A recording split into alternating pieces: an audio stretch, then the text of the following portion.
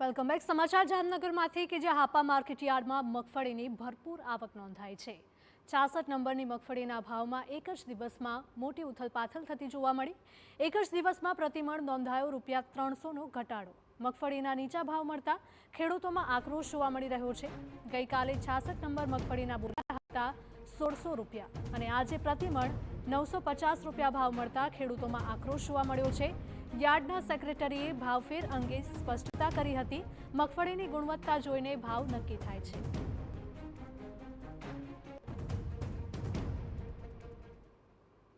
સાહેબોએ ખાલી ₹970 કે હવે તમે મોજ કરો, તમને જલસા, આટલું બધું દઈ દીધું।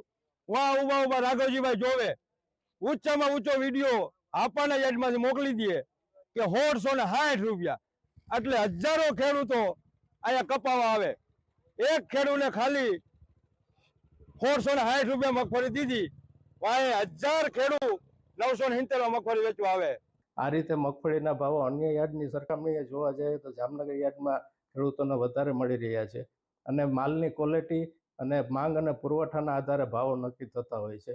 ટેકાના ભાવની સાથે મગફળીના હરાજીના ભાવોની સરખામણી થઈ શકે નહીં।